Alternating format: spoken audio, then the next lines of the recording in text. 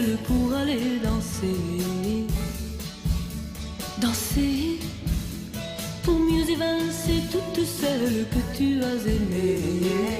Et n'oublions pas que celui qui a écrit les paroles de cette chanson s'appelle... Écrit la musique de cette La chanson. musique. La musique. Non, les paroles de cette chanson, vous avez raison, excusez-moi. Les paroles. Charles Aznavour. Ah. Musique de Georges Garbarens. Voilà. On sent qu'on a un spécialiste à table. Alors, quand on parle de défilé de mode, effectivement, on voit des jeunes gens superbes, des jeunes filles toujours très Des jeunes souriantes, filles. toujours épanouies, gaies, joyeuses. Hyper gaie, hyper joyeuse. Ouh. Ça Franchement, sourit, ça je rigole. n'arrive pas à comprendre pourquoi elles font toujours la tronche. Enfin, C'est une bref. vraie bonne question, ça. Pourquoi? Ça, vous allez nous expliquer tout ça. Mais pour l'instant, on va aller dans les coulisses, justement, d'un défilé de mode. On va chez un grand couturier, c'est ça, Sophie? Alors, on va parler plus précisément de haute couture. Parce que vous nous avez parlé des défilés. Alors, il y a le prêt-à-porter, il y a la haute couture. Est-ce que vous voyez un peu la différence entre le prêt-à-porter et la haute couture? C'est-à-dire que dans le prêt-à-porter, elles sont déjà presque un peu rondes par rapport girondes par rapport aux jeunes femmes qui défilent en haute couture. Oui. Hein. Donc, autant vous dire qu'en haute couture, les mensurations sont quasiment, c'est des ovnis, quoi, les filles, hein, un petit peu. Elles font 1m80, 34 de Bon, quand taille. même, c'est assez inquiétant. Voilà, alors ça peut être aussi inquiétant, mais c'est quand même très beau. Alors la haute couture, c'est vraiment l'avant-garde, hein, c'est de la création, c'est purement français. C'est une appellation protégée qui date de 1945, ça existe en France, après c'est allé en Italie. Il y a 2 saisons par an, et alors là, au mois de juillet, on a présenté l'automne-hiver. Mais alors ce qui est intéressant quand on parle de haute couture, évidemment, c'est d'aller voir les coulisses. Là, on a rencontré un créateur, donc il y a les membres invités, par exemple en haute couture, et puis il y a les membres permanents. Alors Dior, Chanel, Gaultier, bon bah ça c'est les impondérables, hein, on les connaît.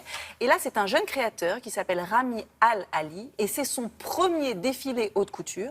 On l'a rencontré le jour d'avant, la veille, donc choix des mannequins, fitting, c'est-à-dire il faut voir si chaque détail va, si la robe est ajustée, si la fille peut la porter, si elle peut bien marcher avec, combien de passages elle va faire.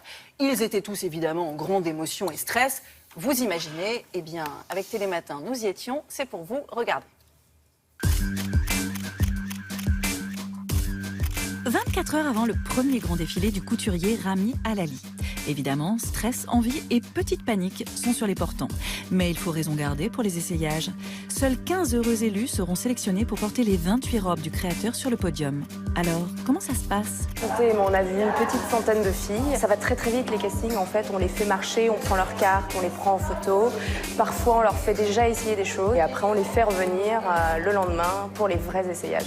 Haute couture, c'est extrêmement précis, donc il ne faut pas se tromper dans le choix des filles.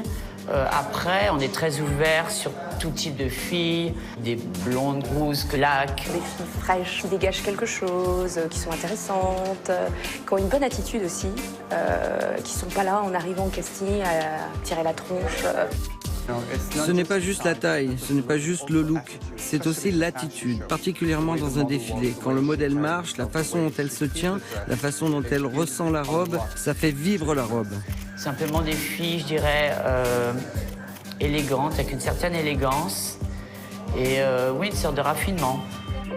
Blonde, brune, rousse, qu'importe, pourvu qu'elle soit élégante et raffinée, à l'image de la femme qui inspire notre styliste. La femme pour laquelle je dessine est une femme qui a une grande connaissance de la mode. Elle a un caractère fort, elle sait ce qu'elle veut, ce n'est pas facile de la satisfaire. Elle est plutôt collectionneuse qu'acheteuse. Une collectionneuse cultivée qui a le sens du détail et du prix, sûrement. Le détail, c'est primordial dans la couture. Je veux dire, tout est là, c'est la différence avec le prêt-à-porter. On a plus des filles 34 et elles font plutôt 1m79, 80 on va dire, voire 80. Non, c'est pas une mensuration incroyable. Pas incroyable, enfin un peu hors norme quand même. Alors, prêt pour le grand jour? Il y a des petits moments de stress, évidemment. On ne sait jamais comment ça va fonctionner. On a l'impression que telle fille va être très belle dans telle robe. En fait, pas du tout. On s'aperçoit que ce n'est pas ce qu'on avait imaginé au départ. Et là, c'est vrai que c'est un peu frustrant. Meaning number 1, she will take 15. But this one is fine. She has the blue one, and now she's 21. So it's good. It's good. Usually the day before the show, it's a La little veille bit du show, c'est un peu la panique. overwhelming. Tout commence à être en place, mais il y a encore beaucoup de détails à régler dans la journée, beaucoup d'informations qui arrivent. C'est assez paniquant, stressant, mais franchement, c'est beau. Beautiful. Très bon état d'esprit, mais avec quand même en tête ce petit stress supplémentaire du premier vrai défilé. C'est important.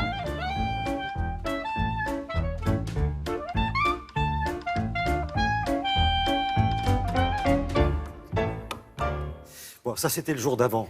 Alors, le jour d'après, comment ça s'est passé? Alors le jour d'après, tout le monde souffle, hein, parce que le jour d'après, évidemment, ils sont le jour d'après le défilé. Là, c'est voilà, tout le monde succès. Se détend. Alors oui, franc succès évidemment. C'était, comme l'a dit Benjamin Galopin, ce personnage assez félinien qui vous a plu, qui est styliste. Donc c'était vraiment un moment émouvant hein, pour le créateur, parce que c'était le premier. Les filles faisaient un peu moins la gueule que d'habitude, Thierry. Donc honnêtement, et les robes étaient très belles et elles ont été appréciées du public. Question qu'on se pose souvent, comment on fait pour appartenir au cercle, si je puis dire, assez fermé des grands couturiers?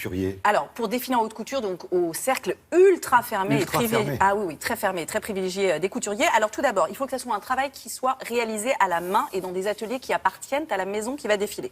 Ensuite, il faut qu'il y ait 2 ateliers distincts les uns des autres, un nombre précis d'employés et enfin des pièces uniques, bien évidemment faites sur mesure, hein, comme on a pu le voir un peu dans les coulisses, et 2 défilés dans le calendrier et au moins 25 passages par défilé. Donc vous voyez, il faut remplir quand même un cahier des charges strict et rigoureux. Et le prochain défilé haute couture, eh bien, il sera en janvier pour présenter le printemps-été 2017. Merci beaucoup, Sophie.